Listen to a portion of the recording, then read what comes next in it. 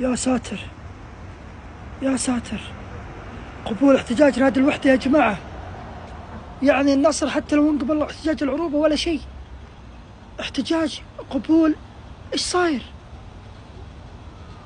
يا جماعة؟ خلونا نفهم نتكلم ان شاء الله المقطع الجاي، بس ماني فاهم ايش ذا. هذا الحساب الرسمي للجنة الانضباط والايقافات والدنيا، قبول احتجاج نادي الوحدة. والله مش فاهم حاجة، بنشوف ونتكلم، اعطونا وقت. تبي نقاط العروبة يو بابا؟ راحت نقاط الوحدة. راحت نقاط الوحدة. حتى لو حصلت على نقاط العروبة راح تكون في مكانك، تيتي مثل ما رحتي جيتي. وهذا طلع يعتذر للوحدة وسامحنا يا الوحدة، والله انك قاسي يا الوحدة، قاسي، صملت على رايك وخدت النقاط الثلاث. تستاهل يا الوحدة، تستاهل.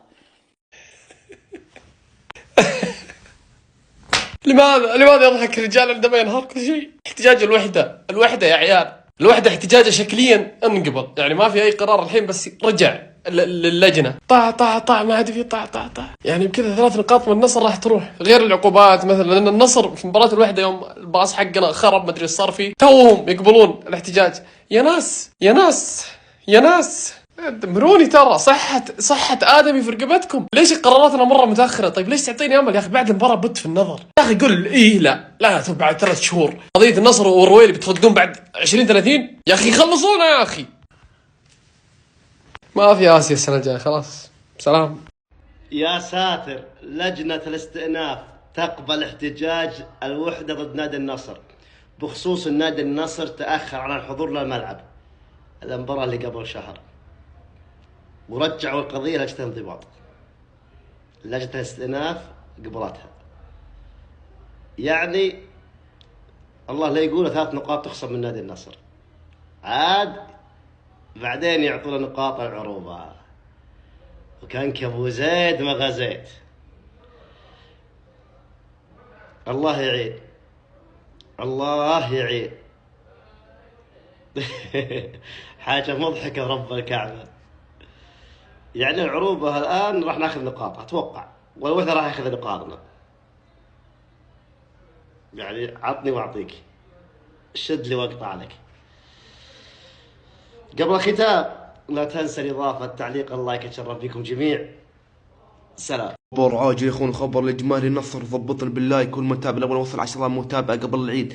تفجير اضافات، تفجير لايكات يا بابا جنون يا اخوان. قبول احتجاج نادي الوحدة ضد النصر وإعادة القضية لجنة الانضباط والاخلاق نظر بدر فيها. يا ساتر شو ساتر يا عيال، القضية اللي تأخر النصر 1 ساعة عن الوحدة في مباراة كانت في مكة، فالقضية انعادت. ما ادري في خصم، ما ادري في شيء، لا ادري يا عيال وش السالفة. هل بيفوز الوحدة يعطون نقاط، او النصر يغرم او يحرم، او ما ادري. بنشوف يا اخوان اعادة القضية، والله يعين النصر. تخيلوا يا اخوان، تخيلوا ان النصر ممكن يكسب احتجاج العروبة. نعم يا اخوان، النصر قد يكسب احتجاج العروبة وزيادة 3 نقاط، ولكن قد يخسر من الوحدة 3-0، والوحدة يكسب الاحتجاج. وكأنك يا ابو زيد ما غزت، تبقى النقاط نفسها وتخسر احتجاج وتكسب احتجاج. اعطوني رايكم، لا يكفون، اعطوني رايكم، تتوقعون النصر بيكسب ولا لا؟ رسميا يبون يخصمون 3 نقاط من النصر بالصميل. نادي الوحدة الاحتجاج حقهم بسبب انه النصر تأخر 1 ساعة عن المباراة بسبب ظروف قاهرة. يحاولون ايش؟ الاستئناف، لجنة الانضباط تعيد النظر في الشكوى حق الوحدة، عشان قد كانوا رفضوا، قالوا لا لازم نعيده. شافوا الوضع انه احتجاج النصر ضد العروبة صحيح، والنصر بترجع له 3 نقاط، كيف قالوا لازم نعرقلهم باحتجاج الوحدة ونخصم عليهم 3 نقاط، وممكن نعطيهم نقاط العروبة عشان يقول لك لا والله عدالة. اقسم بالله العظيم ان العدالة في الشرق وانتم في الغرب. النصر نادي سعودي، اقسم بالله حرام، ارحموه، خافوا ربكم، تأكلون حقوقه ليش؟ حق النصر في ذمتكم الى يوم الدين. والله ما اسامحكم كمشجع نصراوي، لو بينكم بين الجنة حسنة واحدة ما اسامحكم.